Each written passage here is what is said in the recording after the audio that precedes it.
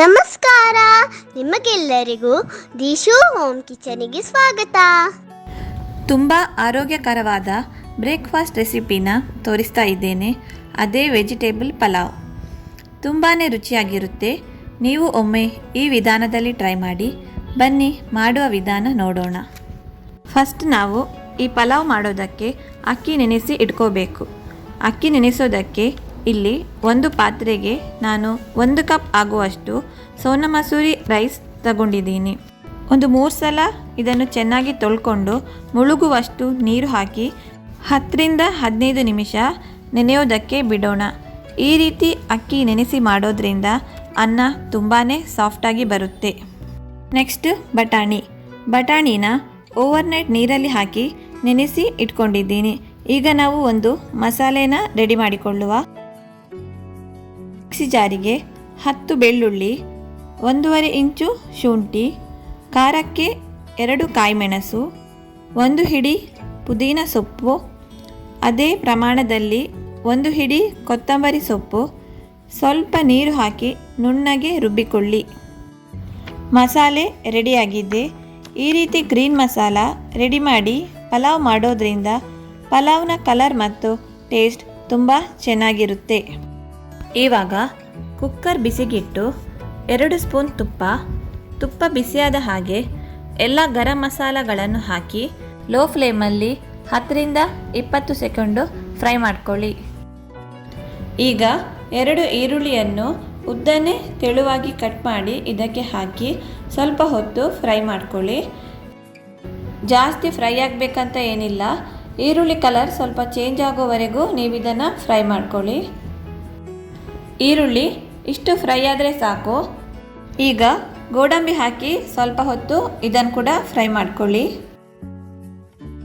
Cashew fry ಆದ ನಂತರ ಸ್ವಲ್ಪ ದ್ರಾಕ್ಷಿ ಹಾಕಿ ಇದನ್ನು ಕೂಡ ಸ್ವಲ್ಪ ಹೊತ್ತು ಫ್ರೈ ಮಾಡ್ಕೊಳ್ಳಿ.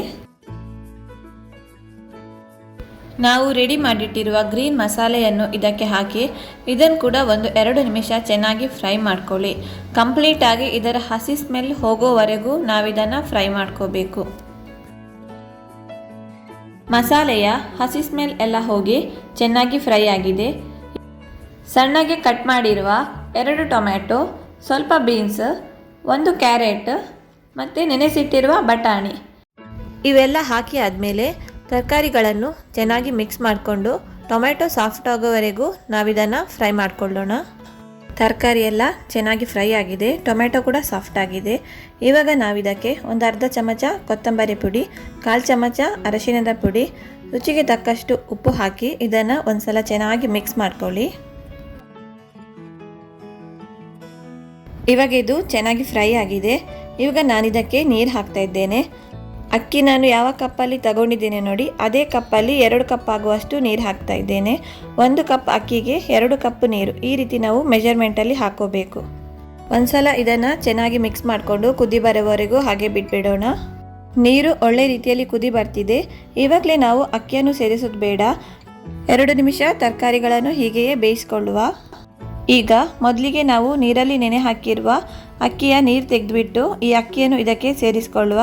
ಇದನ್ನು ಒಂದ್ಸಲ ಚೆನ್ನಾಗಿ ಮಿಕ್ಸ್ ಮಾಡಿಕೊಂಡು ಉಪ್ಪು ಎಲ್ಲ ಕರೆಕ್ಟಾಗಿದೆ ಅಂತ ನೀವು ನೋಡ್ಕೊಳ್ಳಿ. ಒಂದು ಒಳ್ಳೆ ಕುದಿ ಬರಲಿ. ಸ್ವಲ್ಪ ಹೊತ್ತು ಮಧ್ಯಮ ಉರಿಯಲ್ಲಿಯೇ ಅಕ್ಕಿಯನ್ನು ಬೇಯಿಸ್ಕೊಳ್ಳಿ. ಹೈ ಫ್ಲೇಮಲ್ಲಿ ಇಡಲಿಕ್ಕೆ ಹೋಗಬೇಡಿ. ನೀರಲ್ಲಿ ನೆನೆ ಹಾಕಿರೋದ್ರಿಂದ ಹೈ ಫ್ಲೇಮಲ್ಲಿ ಇಟ್ಟರೆ ಅಕ್ಕಿ ಬೇಗನೆ ಬೆಂದೋಗುತ್ತೆ.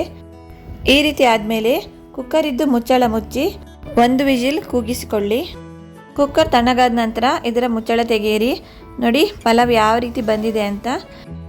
ಮಸಾಲೆ ಎಲ್ಲಿ ಕೂಡ ಒಂದು ಕಡೆ ನಿಂತಿಲ್ಲ ನೋಡಿ, ಚೆನ್ನಾಗಿ ಅನ್ನದ ಜೊತೆ ಮಿಕ್ಸ್ ಆಗಿದೆ.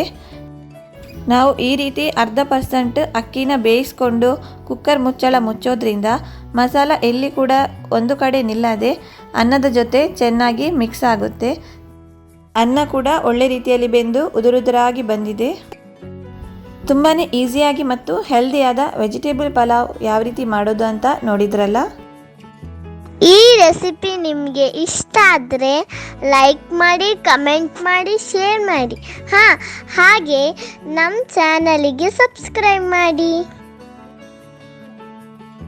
Thank you for watching.